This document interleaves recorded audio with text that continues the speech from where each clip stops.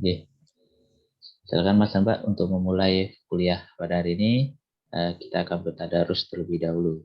Monggo dipersiapkan di HP-nya, misalnya ada aplikasi Al-Quran di HP-nya, silakan dibuka. Kalau mau ngambil Al-Quran, silakan diambil Al-Qurannya. Kemudian dinyalakan semua mic-nya ya. Ini ada Mbak Kardia, Mbak Maya, Mas Bayu, Mbak Sofa, Mbak Venara, Mbak Retna, Mbak Sinta, Mbak Lana, Mbak Hanung, dan Mas Gilang. Oke. Monggo silakan dibuka. Kita akan bertadarus untuk surat Abasa ya. Oke. Sudah, Mas dan Mbak? Ini yang baru nyalakan mic baru Mas Bayu. Mbak Arkadia? Tes, Mbak Arkadia? Iya, Pak. Oke, dinyalakan. Mbak Liberty?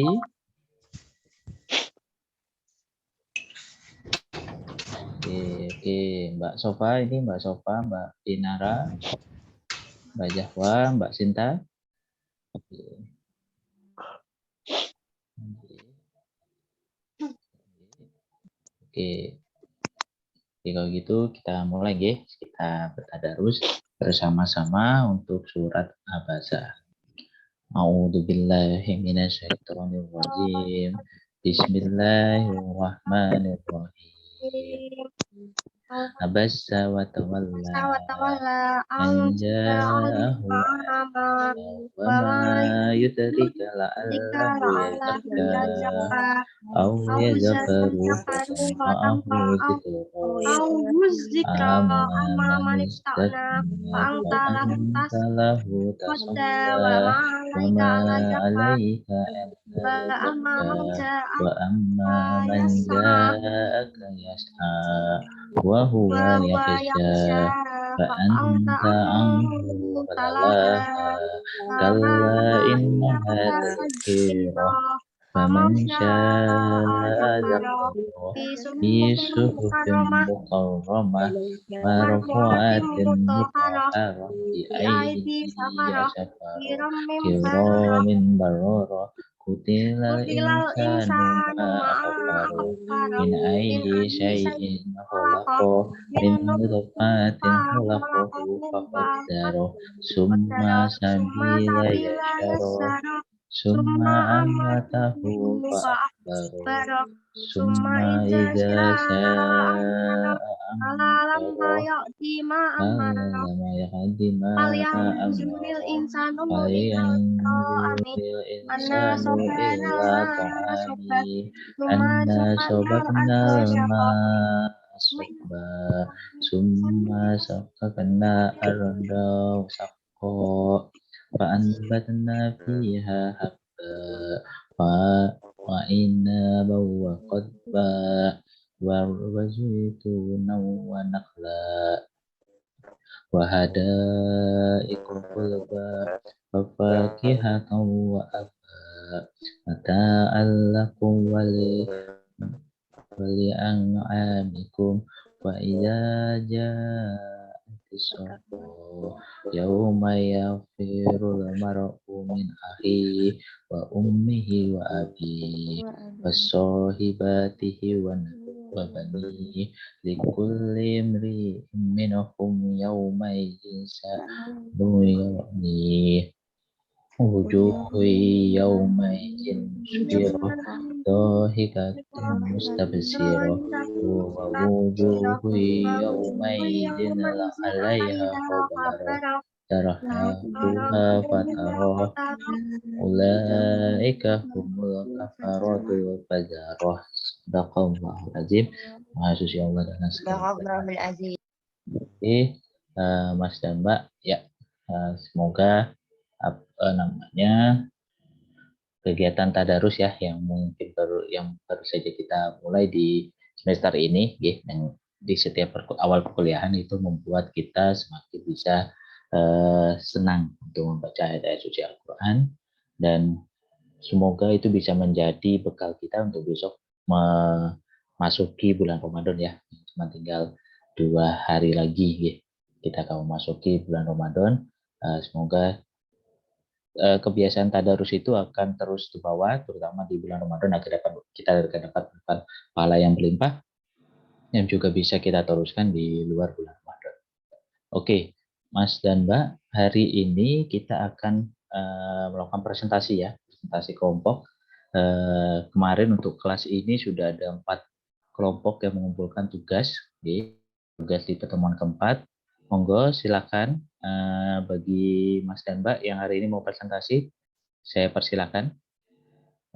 Tadi kalau nggak salah saya ingat itu ada kelompoknya Mas Gilang Sindu. Oke. Mas Gilang, apakah sudah monitor? Siap, Pak. Izin, Pak. Oke. Yang Oh, satu itu belum muncul ya, mana Mas? Coba diulangi. kelompoknya. Yang satu. Mas Abi belum ya. Oh, Mas. Soalnya, ya. Oke.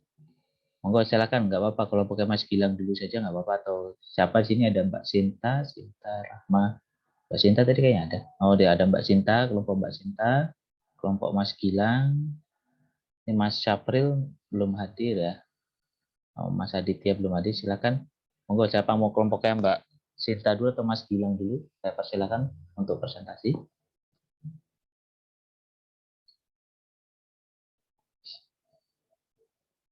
Oke.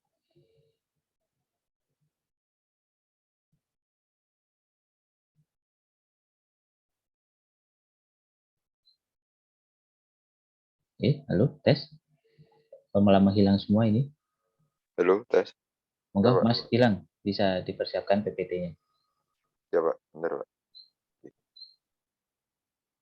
Mas, semuanya berdua ya. Oke. Oke, Mas. Mas Aditnya nggak bisa dihubungi, Mas, atau gimana ini? Ini sepertinya perjalanan, Pak, dari Oh, rumahnya ke kampus. perjalanan ke kampus. Oke. Oke. Dari Wonogiri, Pak. Oke. Atau kelompoknya Mbak Sinta apa sudah lengkap? Nah, Mbak coba. Sinta Rahma.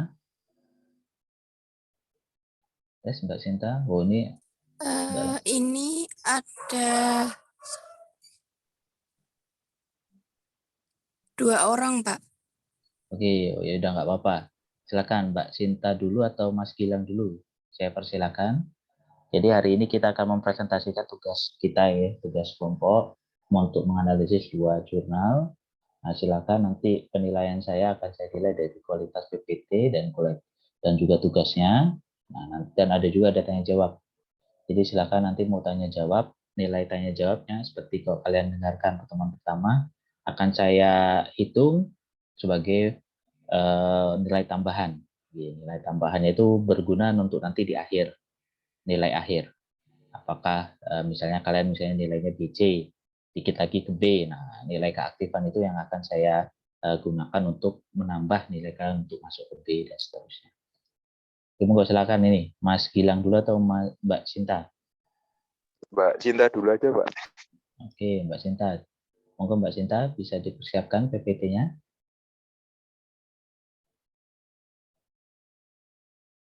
Sebentar, Pak. Ini baru koordinasi sama kelompok yang buat share screen.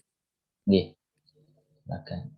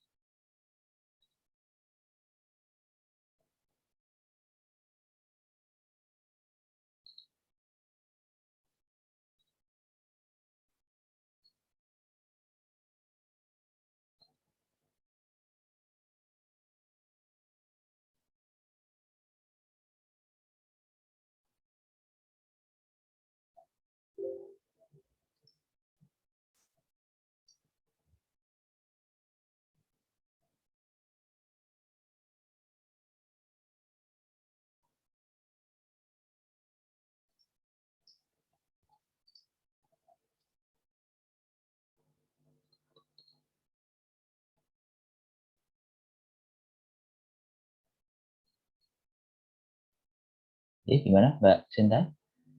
Yang mau saya screen siapa?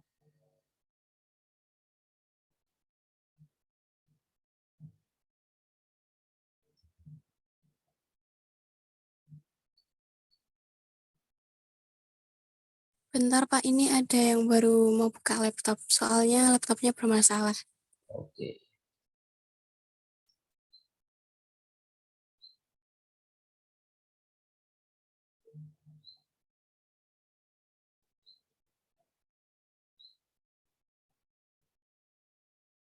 Mas Sindu silakan dipersiapkan juga nggih, Mas Sindu. Setelah Mbak Sinta, Mas Siap, Sindu Pak. bisa presentasi. Iya, Pak.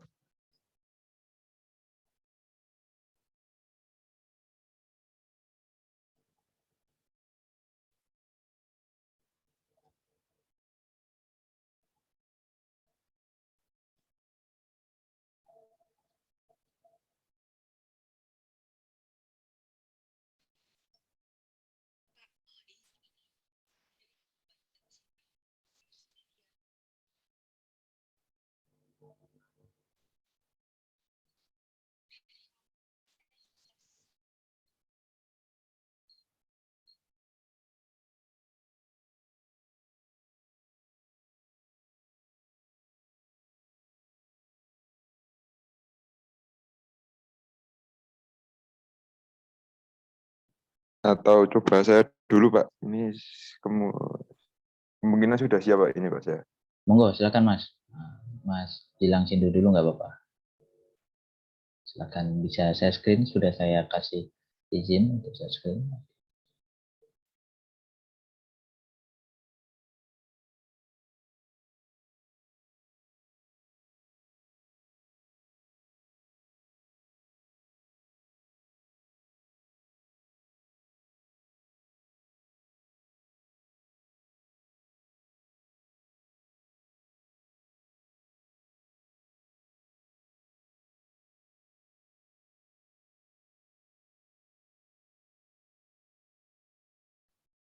Sudah terlihat Mas Gilang. Monggo bisa dipresentasikan.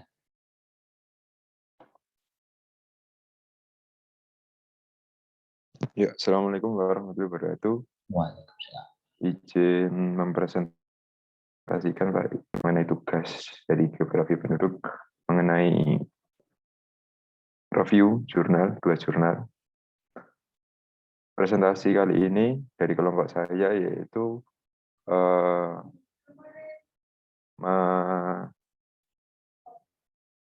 ingin mengusung tema yaitu mengenai permukiman yang kumuh, Pak, permasalahan dari jurnalnya. Kemudian anggota kelompok karena kemarin dapat anggota yang cuma sisa, yaitu cuma saya dan Mas Aditya Sanggito Abimanyu, Pak. Ini cuma 2 orang. Kemudian sumber jurnal pertama dari diakses dari Open Access Jurnal UNS, Pak, mengenai kebertahanan masyarakat pada pemukiman kumuh berdasarkan aspek sosial ekonomi di Kelurahan Salatiga, Kota Salatiga, Pak. Yang kedua, sumber jurnal kedua yaitu dari jurnal UNES, Pak, yaitu penataan permukiman kumuh berbasis lingkungan, Pak. Kemudian permasalahan yaitu permukiman kumuh. Jurnal pertama itu mengenai permukiman kumuh berdasarkan aspek sosial ekonomi di Kelurahan Salatiga. Jurnal kedua, permukiman kumuh di Kecamatan Bangunsari, Kota Tasikmalaya.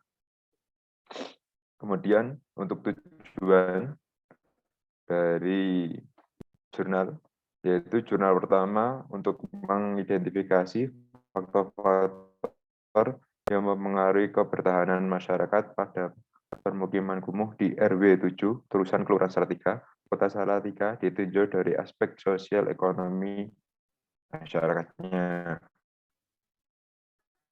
Kemudian untuk jurnal kedua, untuk pembuatan program dalam perencanaan penataan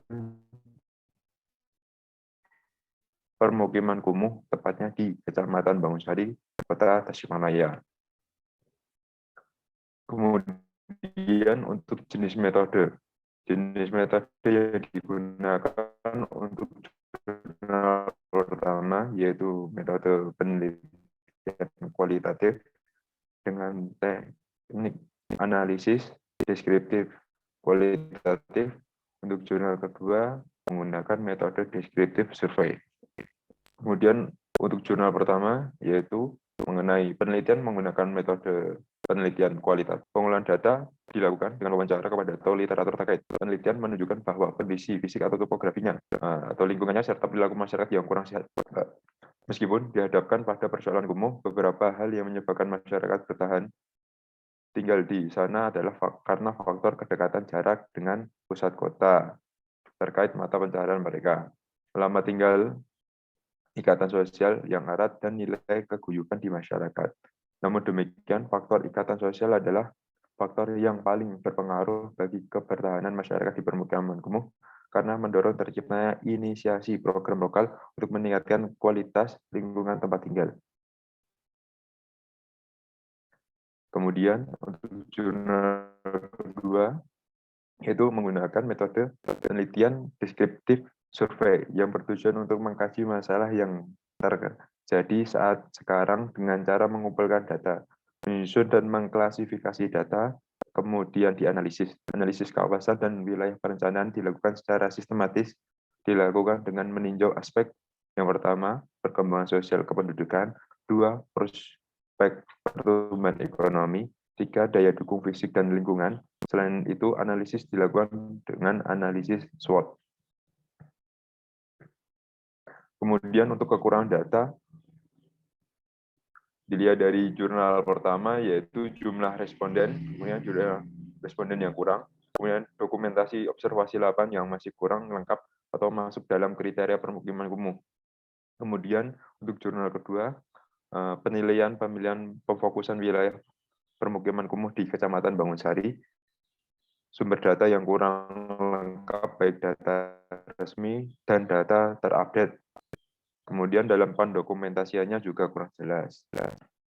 Kemudian untuk koreksi data yaitu harus ditingkatkan dalam jumlah respondennya, kejelasan mengenai penilaian wilayah kumuh atas proses perhitungan yang bagaimana, sertakan sumber data yang valid baik resmi dan terupdate. Sekian, terima kasih Pak. Oke, terima kasih Mas Gilang Sindu. Oke, selanjutnya silakan untuk teman-teman yang lain. Kalau ada yang mau ditanyakan mengenai hasil review dari timnya Mas Gilang Sindu, monggo saya persilakan. Ini akan saya catat, tenang saja, untuk keaktifan dari Mas dan Mbak semuanya. Oke. Apakah ada Mas dan Mbak?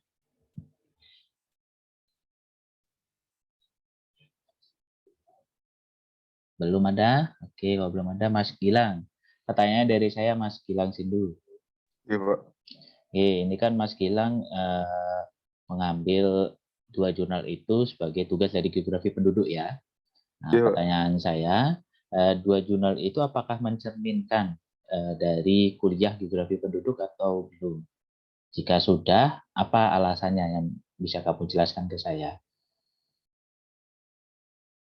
Iya Pak, mengangkat dari tema mengenai permasalahan penduduk, itu masuk Pak dalam materi, yaitu karena permukiman kumuh itu relate atau berhubungan dengan geografi penduduk Pak. Tepatnya seperti itu Pak. Relate-nya gimana? Relate-nya karena permukiman kumuh itu mencerminkan tempat tinggal secara garis besar, yaitu geografisnya Pak. Geografis penduduknya itu Pak. Jadi seperti itu. Di jurnal yang kamu kaji seperti itu, yang kamu review? Iya Pak. Gitu, oke. Oke, berarti sudah ada aspek spasial di situ, Mas Gilang? Iya Pak. Sudah, oke. Oke, kalau sudah, maka sudah oke ya. Karena saya lupa ini di tugasnya, saya seharusnya menyuruhkan kalian mengumpulkan jurnalnya juga. Jadi kalau memang sudah, ya pertanyaan ini ke Mas Gilang tadi, silakan Mas Gilang bisa cek lagi. Karena geografi, beda geografi dengan ilmu yang lain ya. Kalau salah di pertemuan awal saya sudah tulis tentang bedanya dengan studi kependudukan, dengan geografi penduduk, dengan demografi, itu ada di aspek geografisnya atau sudut pandang geografi. Minimalnya penelitian geografi itu bisa memakai aspek spasial. Jadi ada 2 wilayah yang dibandingkan. Kalau tadi jurnalnya Mas Gilang itu, yang satu di Salatiga, satunya di mana Mas? Di Kecamatan Bangunsari, Pak, Kota Tasikmalaya. Oke, satunya di Bangunsari ya. Oh, di Kelurahan Salatiga dan Kelurahan Bangunsari. Oke. Nah, itu nggak ada masalah, tetapi jika dipakai nggak ada masalah. Jadi kalau bukan tidak masalah, wilayahnya sempit, satu kelurahan atau satu desa itu tidak ada masalah di dalam geografi. Cuman ketika masuk ke proses analisis harus muncul, masih ingat ya Mas Gilang dan teman-teman, geografi itu sudut pandang cara berpikir ada 3, spasial, ekologikal, dan lingkungan. Bukan lingkungan, kompleks wilayah. Nah, jurnal yang Mas Gilang tadi, silakan bisa dilihat tadi apakah memang sudah memakai minimal salah satunya. Kalau spasial berarti di desa itu nanti akan ada aspek bisa dibedakan mana yang tingkat kekumuhannya tinggi, mana tingkat kekumuhannya rendah. Atau kalau misalnya ini tadi yang jurnal pertama tentang kebertahanan masyarakat, berarti mana wilayah yang masyarakatnya tingkat bertahanannya tinggi, mana yang rendah. Oke. Kalau yang jurnal kedua tentang penataan permukiman kumuh ya nanti berarti harus ada aspek mana yang permukiman kumuh penataannya seperti apa, yang di pinggir sungai seperti apa, yang di bagian utara seperti apa, dan seterusnya. Jika sudah ada itu, maka itu sudah masuk ke penelitian geografi penduduk. Kalau tidak ada itu untuk spasial, maka dilihat apakah sudah memperhatikan kondisi lingkungan. Nah, lingkungan itu macam-macam kan. Lingkungan itu bisa bicara biotik, atau kulturalnya. Nah, sudah ada sudut pandang itu belum di jurnalnya? Pokok sudah ada, berarti sudah masuk ke penelitian geografi. Atau yang terakhir, kompleks wilayah. Jadi melihat keseluruhan desa itu secara utuh plus wilayah sekitarnya. Jadi tidak hanya berpikir, oh pemukiman kumuh yang ada di Kelurahan Salatiga, tapi juga melihat di Salatiga secara umum tuh wilayah tempat analisismu apakah merupakan satu-satunya wilayah kumuh, atau merupakan wilayah kumuh yang paling kumuh, atau wilayah kumuh yang paling rendah tingkat kekumuhannya, namun sangat penting untuk diatasi, misalnya seperti itu. Nah, yang mana? Itu Mas Gilang ya. Jadi kalau tadi kamu merasa sudah, itu bagus dari cara berpikir dan topiknya sudah memang sesuai dengan geografi penduduk, tapi dilihat lagi di dalamnya, gitu. Ya, seperti penjelasan saya tadi agar kalau nanti Mas Gilang atau teman-teman yang lain, yang contohnya dari jurnalnya Mas Gilang, ingin meniru penelitian itu untuk skripsinya, nah, lihat lagi, apakah sudah mencirikan geografi atau belum. Oh, kalau belum, boleh ditiru, tapi dimasukkan aspek geografinya. Oh, ternyata kalau sudah Pak, dari 3 sudut pandang itu sudah ada.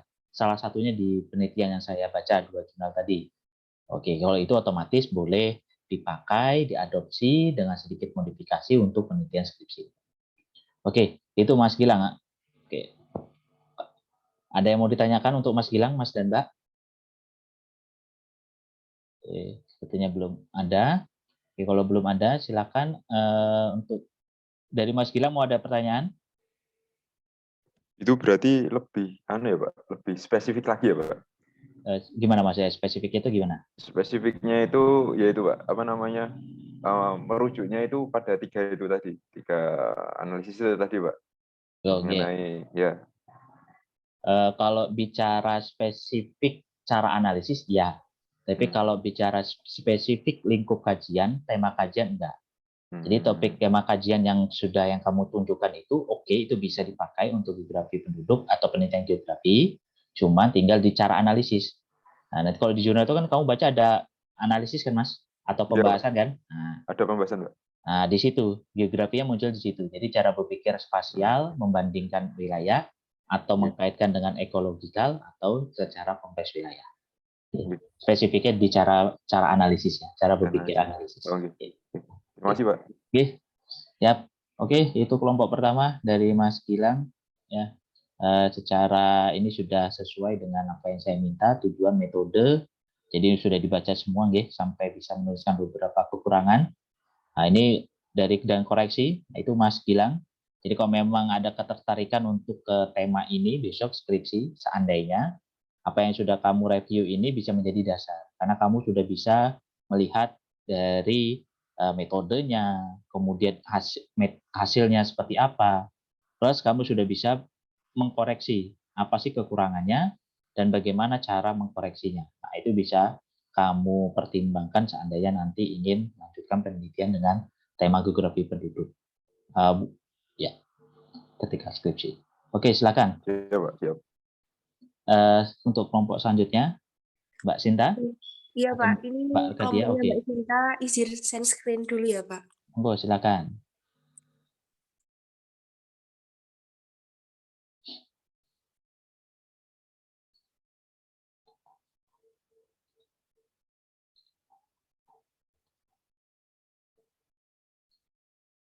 Share screen-nya sudah terlihat kan, Pak?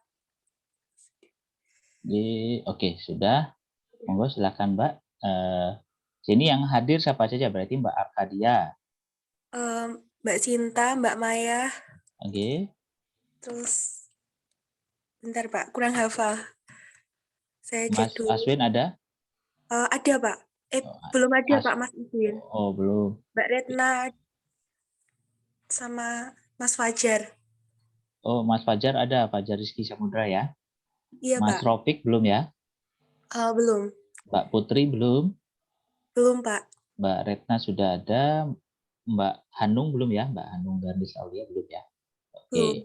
Monggo silakan dari timnya Mbak Sinta atau Mbak Arkadia Nur Farida bisa dimulai presentasinya. Iya. Sebelumnya, Assalamualaikum warahmatullahi wabarakatuh. Kami dari kelompok 2 yang beranggotakan Aswi Mirza Yahya, Fajar Rizky Samudra, Rofik Indra Pratama, saya sendiri Arkadia Nur Farida, Maya Intan Arini, Sinta Rahmadita Sari, Putri Sulistioningsih, Retna Dwi Wulandari, Hanung Garnis Aulia akan mempresentasikan hasil kerja tugas kelompok kami yang mengangkat judul dari jurnal analisis dampak kepadatan penduduk terhadap kualitas masyarakat Provinsi Jawa Tengah. Untuk permasalahan dari jurnal ini yaitu bagaimana dampak kepadatan penduduk terhadap kualitas hidup masyarakat Provinsi Jawa Tengah. Kemudian untuk permasalahannya yang pertama yaitu berdasarkan uraian latar belakang, penulis mengidentifikasi permasalahan pokok yang menjadi dasar penelitian ini, yaitu 1. Bagaimana keadaan dan komposisi kependudukan di Jawa Barat periode tahun 1984 sampai 2003.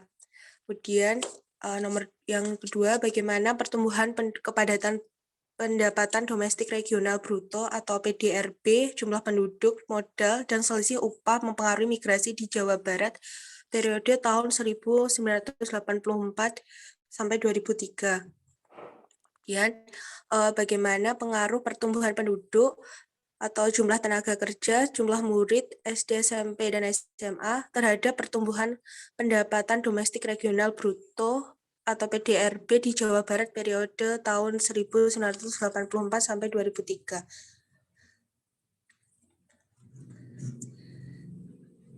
Selanjutnya bisa dilanjut Mbak Maya. Oke, untuk selanjutnya akan saya lanjutkan. Tujuan yang pertama dari jurnal analisis dampak kepadatan penduduk terhadap kualitas hidup masyarakat Provinsi Jawa Tengah memiliki tujuan yang pertama, menganalisis strategi dan kebijakan kependudukan di Jawa Tengah. Yang kedua, menganalisis dampak kepadatan penduduk terhadap kualitas hidup masyarakat Provinsi Jawa Tengah.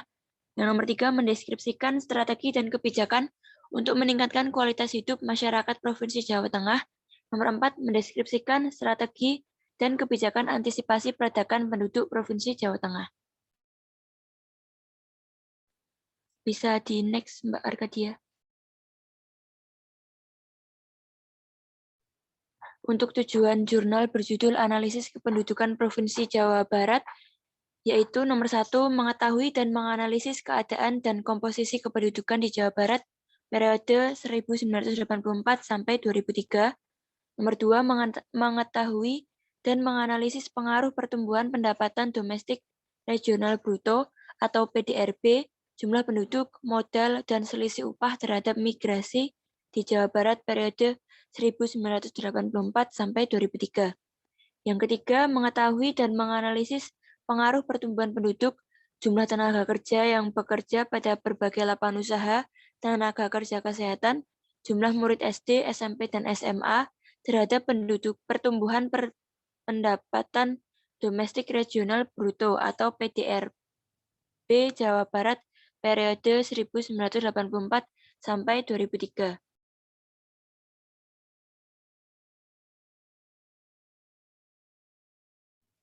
Kemudian, data yang digunakan dari Jurnal Analisis Dampak Kepadatan Penduduk terhadap Kualitas Hidup Masyarakat Provinsi Jawa Tengah, yaitu satu, data studi kepustakaan. Yang kedua, dari data pengumpulan data-data serat Acitea dari Jurnal Ilmiah Untak Semarang 105 sekunder, serta dokumentasi.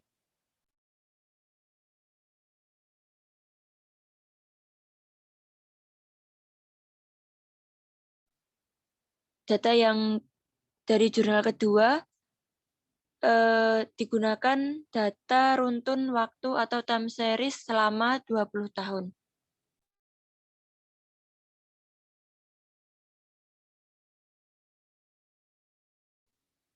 Kemudian untuk metode, jurnal yang pertama menggunakan metodologi kuantitatif dengan tipe penelitian deskriptif. Bertujuan untuk menggambarkan secara cermat karakteristik dari suatu gejala atau masalah yang diteliti. Ulber Silalahi tahun 2009. Teknik pengumpulan data yang dipakai dalam penelitian ini melalui studi kepustakaan, pengumpulan data-data sekunder, serta dokumentasi. Sedangkan untuk menganalisa data digunakan analisa data kualitatif dan kuantitatif.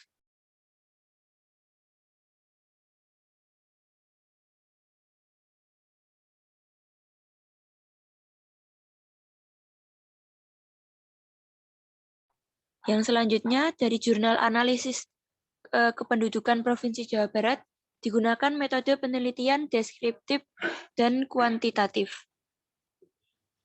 Metode tersebut untuk meneliti suatu objek, kondisi, sistem pada masa sekarang dan sebelumnya, serta fenomena yang terjadi dengan menggunakan literatur dan data kepustakaan atau sekunder. Dari model estimasi yang dibuat serta jenis data yang digunakan adalah metode kuadrat terkecil atau Ordinary Least Square atau OLS.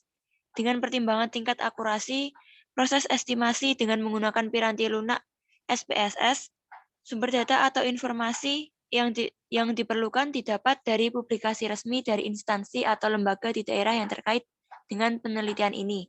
Data yang diperlukan ini bersumber dari Jawa Barat dalam angka dari tahun 1983 sampai 2003 dari Badan Pusat Statistik atau BPS Provinsi Jawa Barat.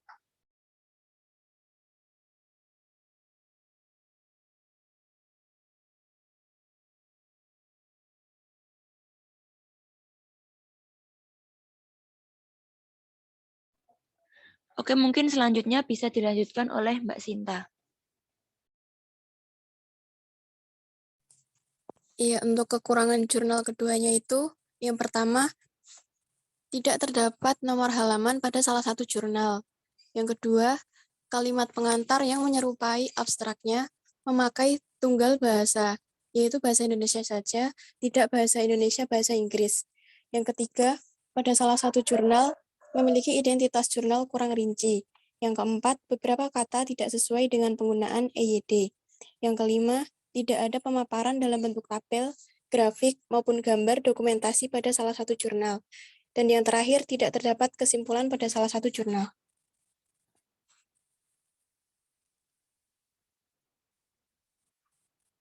Koreksi dan pembetulan jurnal. Untuk jurnal yang pertama dengan judul Analisis Dampak Kepadatan Penduduk Terhadap Kualitas Hidup Masyarakat Provinsi Jawa Tengah, yaitu yang pertama pada latar belakang masalah. Latar belakang masalah pada jurnal tersebut disebutkan kuantitas atau jumlah penduduk dapat sebagai potensi maupun menjadi beban bagi suatu negara. akan menjadi potensi apabila jumlah penduduk seimbang dengan sumber daya yang lain, serta mempunyai kualitas hidup yang baik. Sebaliknya, menjadi beban apabila jumlah penduduk melampaui kapasitas wilayah negara tersebut. Pertumbuhan penduduk yang tinggi menyebabkan ledakan penduduk. Hal ini sangat mempengaruhi kualitas hidup dan tingkat kesejahteraan penduduk dalam suatu wilayah tertentu. Kualitas hidup manusia atau masyarakat dipengaruhi oleh banyak hal, di antaranya adalah kepadatan penduduk, ketersediaan fasilitas-fasilitas yang disediakan oleh negara untuk kesejahteraan masyarakat, pola hidup yang dianut oleh masyarakat, norma yang berlaku di suatu daerah, dan lain-lain. Dalam kenyataannya, kepadatan penduduklah yang sangat berpengaruh terhadap kualitas hidup masyarakat.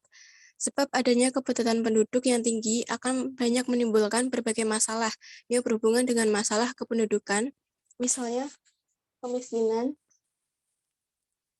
perumahan, lapangan pekerjaan, dan lain-lain. Adanya permasalahan yang timbul tersebut akan membawa dampak pada penurunan kualitas hidup masyarakat.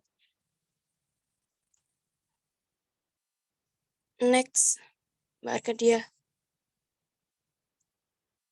Untuk pembutalannya yakni latar belakang masalah, kuantitas atau jumlah penduduk merupakan potensi sekaligus beban bagi suatu negara.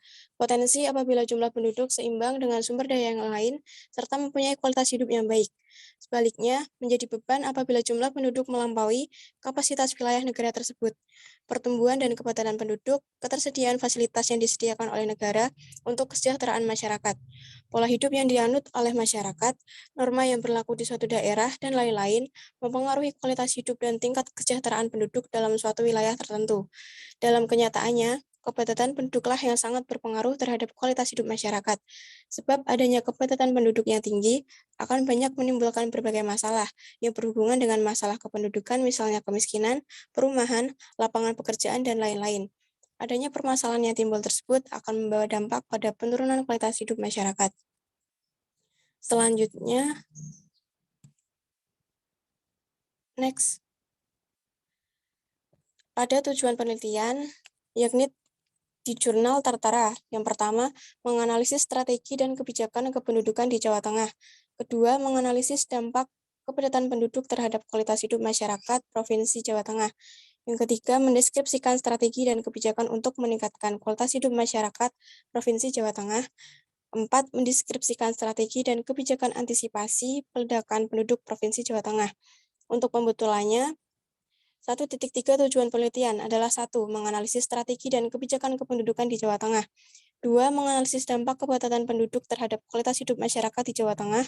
3. Mendeskripsikan strategi dan kebijakan antisipasi peledakan penduduk untuk meningkatkan kualitas hidup masyarakat di Jawa Tengah.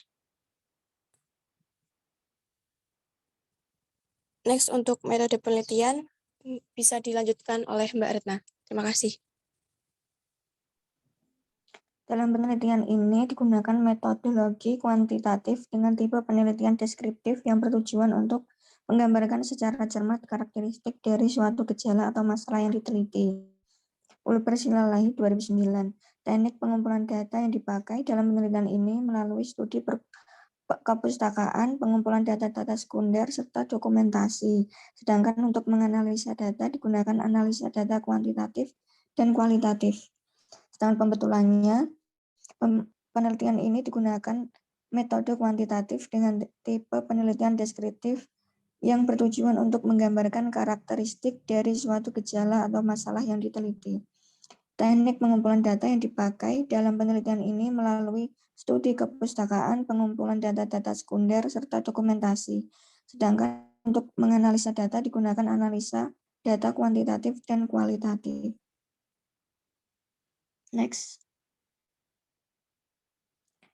Untuk hasil penelitian dan pembahasan berdasarkan hasil SP 2010, presentasi penduduk 7-15 tahun yang belum atau tidak sekolah sebesar 1,02% dan yang tidak sekolah lagi sebesar 5,88%.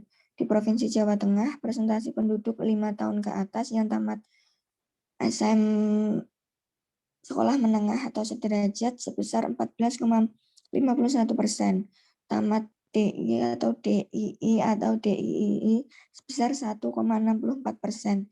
Tamat DIV atau S1, D4 atau S1 sebesar 2,29% dan tamat S2 atau S3 sebesar 0,14%. Dan penduduk berusia 15 tahun ke atas sebesar 90,31%, yang berarti dari setiap 100 penduduk usia 15 tahun ke atas, ada 90 orang yang melek huruf. Angka melek huruf penduduk usia 15 tahun ke atas perempuan 86,94%, lebih rendah dibandingkan laki-laki 93,82%. Angka melek huruf penduduk usia 15 tahun ke atas di daerah perdesaan 87,46%, lebih rendah dibandingkan daerah perkotaan 93,68%. Pembetulan karena data menggunakan data kuantitatif seharusnya digunakan dalam bentuk data dan tabel statistik sehingga mudah dipahami dan sumber yang diperoleh juga lebih jelas. Next. Untuk penutupnya, yang pertama kebijakan di bidang kependudukan dan keluarga berencana di Provinsi Jawa Tengah sudah cukup memadai. Hal ini dibuktikan dengan upaya peningkatan KB mandiri, peningkatan keluarga sejahtera, penyediaan sarana dan prasarana pelayanan KB, walaupun masih banyak kelemahan terutama dalam sosialisasi program pengendalian penduduk maupun ketersediaan data diantaranya database kesertaan ber-KB, pelayanan KB, serta tenaga penyuluh lapangan sebagai lini terdepan dalam keberhasilan program KB.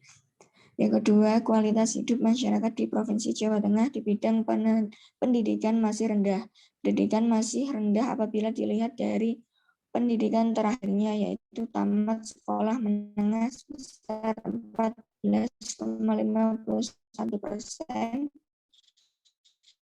Angka melek huruf masyarakat Jawa Tengah sudah cukup tinggi, 93,68%, tinggi bukti dari angka kematian 5%, sedangkan angka harapan hidupnya tinggi, yaitu sebesar 72,6%. Tingkat kepadatan masyarakat Provinsi Jawa Tengah sudah cukup meningkat, walaupun rasio ketergantungan masih cukup tinggi, yaitu 50,31%.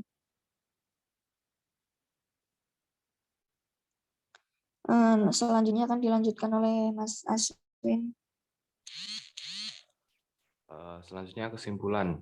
Kebijakan di bidang kependudukan keluarga berencana Provinsi Jawa Tengah dibuktikan dengan upaya peningkatan KB mandiri, peningkatan keluarga sejahtera, penyediaan sarana dan prasarana pelayanan KB.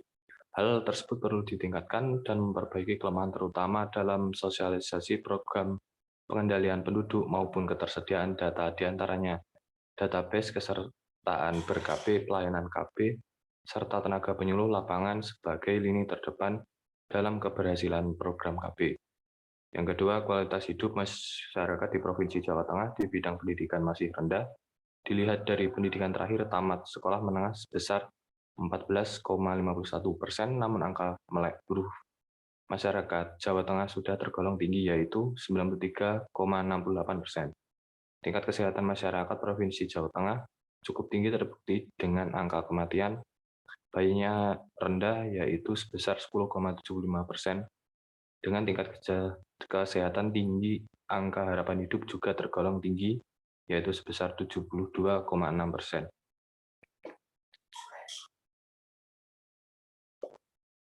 Koreksi dan pembetulan jurnal.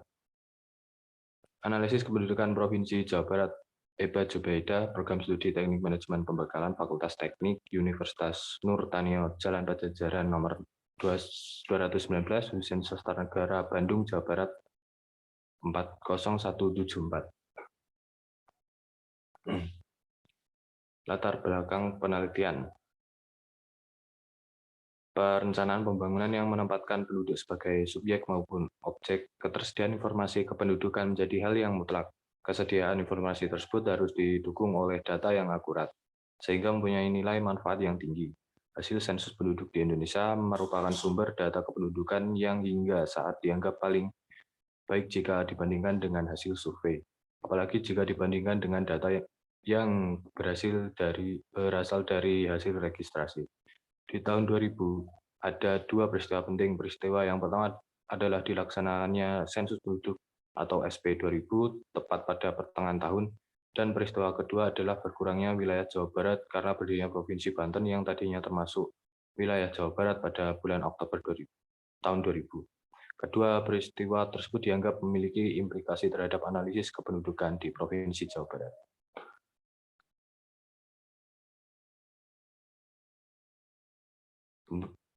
Pembetulan latar belakang penelitian. Pertumbuhan PDRB suatu daerah berhubungan dengan jumlah penduduk yang bisa menunjukkan penurunan atau peningkatan pertumbuhan PDRB. Tingkat kesehatan yang ditunjukkan dengan angka fertilitas yang tinggi dan atau rendah tingkat kualitas pendidik penduduknya. Tingkat pertumbuhan penduduk ditentukan oleh 3 komponen pendukung, yaitu fertilitas atau kelahiran, mortalitas atau kematian, dan migrasi. Salah satu kependudukan Indonesia adalah distribusi penduduk yang tidak merata di mana sebagian besar 59% penduduk Indonesia berada di Pulau Jawa yang luasnya hanya 6,95 dari total luas wilayah Indonesia. Sumber Supas 1995. Sehingga pulau ini menjadi daerah yang terpadat penduduknya. Suatu fenomena ekonomi dengan pemikiran dasar semakin tinggi pertumbuhan ekonomi PDRB di suatu daerah akan semakin merangsang keinginan orang untuk mencari pekerjaan di tempat tersebut. Dalam hal ini ditunjukkan dengan besarnya tingkat pertumbuhan PDRB dan besarnya penanaman modal di daerah tersebut. Juga selisih besaran upah aktual di kota dan desa.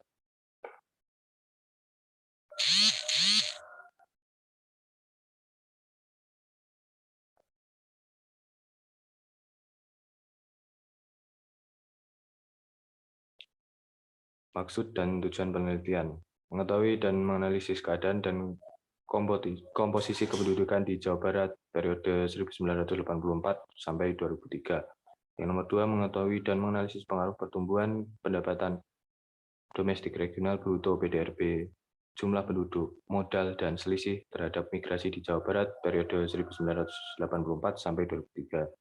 Yang ketiga, mengetahui dan menganalisis pengaruh pertumbuhan penduduk atau jumlah tenaga kerja yang bekerja pada berbagai lapangan usaha, tenaga kerja kesehatan, jumlah murid SD, SMP, SMA terhadap pertumbuhan pendapatan domestik regional bruto PDRB Jawa Barat periode 1984 sampai 2003.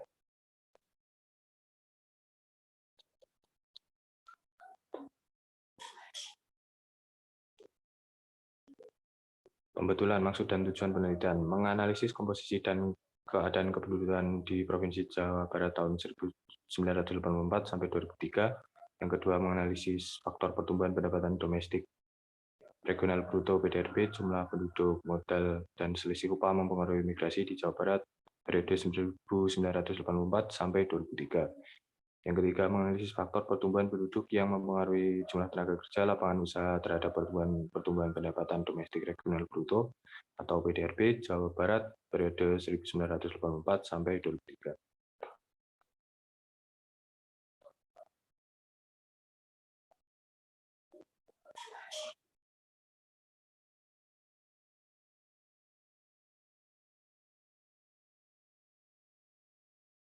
Ya, sekian presentasi dari kelompok 2. Apabila ada kesalahan, mohon dimaafkan. Terima kasih. Wassalamualaikum warahmatullahi wabarakatuh. Waalaikumsalam warahmatullahi wabarakatuh. Oke, monggo silakan Mas dan Mbak kalau ada yang mau bertanya untuk kelompok kedua, saya persilakan. Siap, izin bertanya, Pak. Monggo silakan Mas Gilang. Izin bertanya sesuai dengan apa namanya saran Pak Iqbal tadi masuk dalam pendekatan apakah jurnal-jurnal yang dipresentasikan tersebut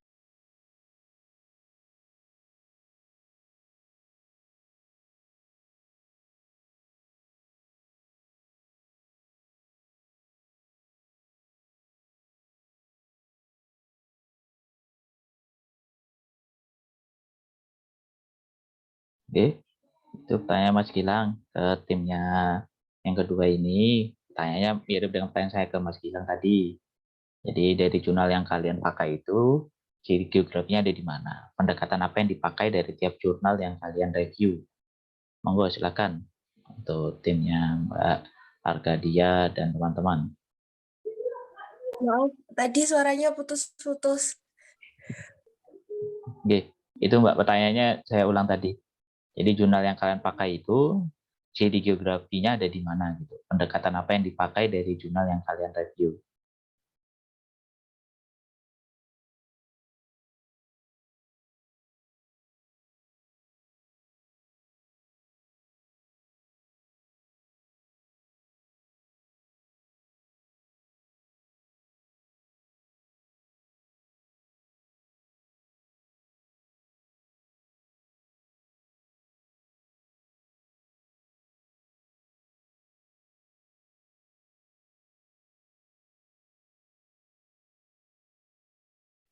Monggo, timnya Mbak Arkadia. Silakan, Mbak Sinta. Oke, suaranya terdengar, nggih? Monggo silakan. Iya Pak, izin jawab. Untuk analisis ke geografiannya itu lebih ke analisis demografi kepadatan penduduknya, Pak. Jadi dua jurnal ini tuh mengangkat terkait penduduk, jadi kualitas penduduknya itu mempengaruhi masyarakat di Jawa Tengah sama di Jawa Barat. Nah, untuk di Jawa Barat itu lebih ke kepadatan penduduknya. Seperti itu. Mungkin yang lain bisa menambahkan. Oke, silakan. Yang lain siapa? Mbak Arkadia. Izin menambahkan untuk jurnalnya itu menggunakan pendekatan spasial dan juga pendekatan kompleks wilayah.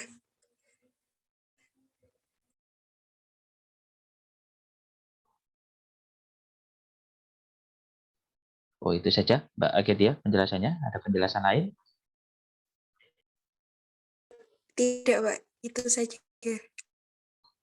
Oke, monggo silakan kalau ada yang mau jawab lagi atau mau bertanya selain Mas Gilang.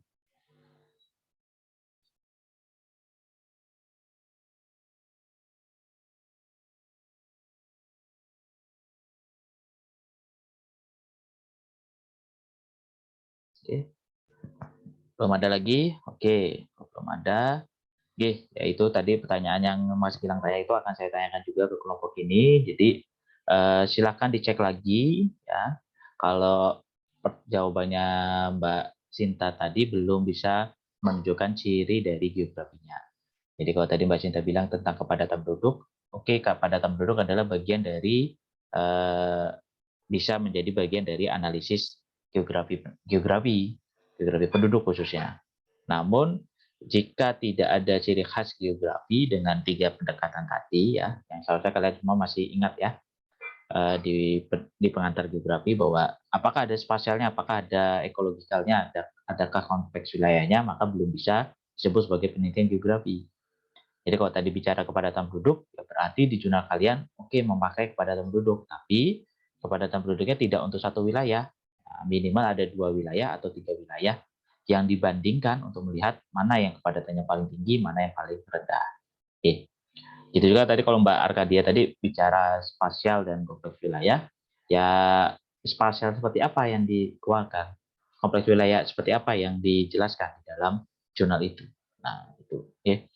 Jadi poin pentingnya untuk dua kelompok ini adalah jika Mas dan Mbak, karena trennya di geografi UMS itu banyak yang mengarah ke tema-tema sosial, tema-tema sosial. Jadi silakan dilihat bahwa topik sosial itu ada banyak, yang kalian tampilkan ini baru sebagian kecil.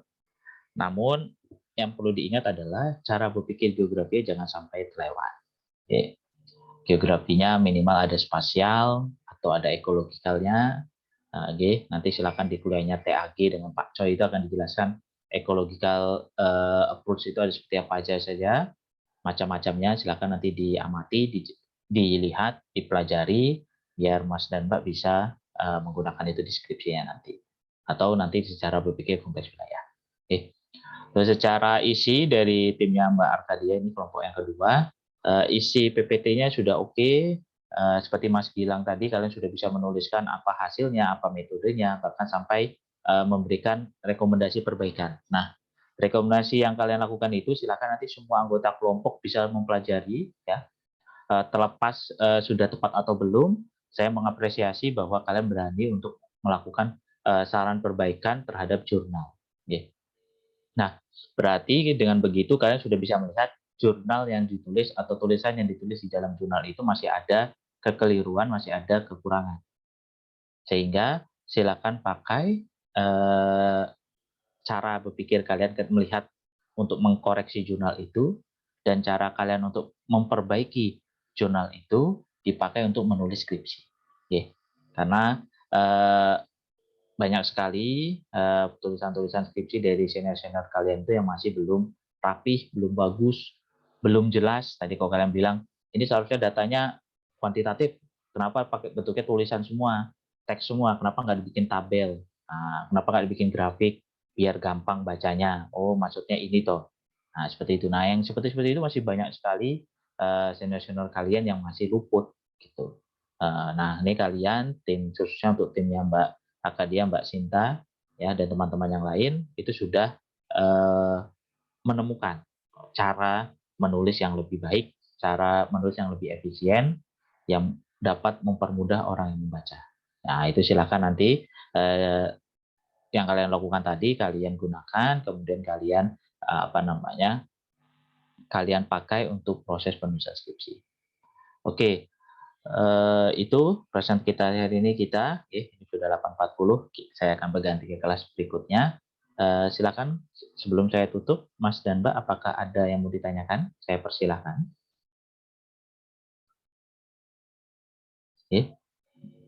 Mas dan Mbak masih ada di sini ya, belum praktikum ya? Belum, Pak, tapi mau praktikum. Mau praktikum, oke. Apakah ada yang ditanyakan? Belum?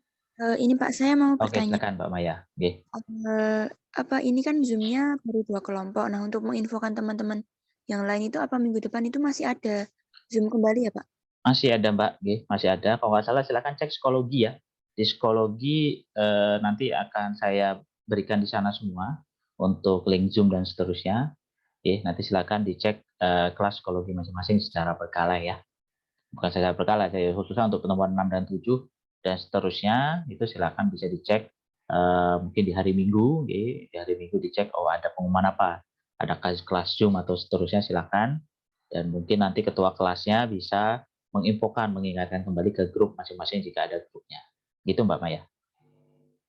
Baik, Pak Iqbal. Terima kasih, Pak.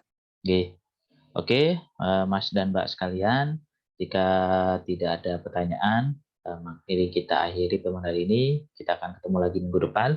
Saya ucapkan terima kasih atas kehadirannya. Mari kita tutup perkuliahan geografi penduduk untuk kelas C ya, di kelas C pada hari ini dengan membaca hamdalah. Alhamdulillahirrahmanirrahim.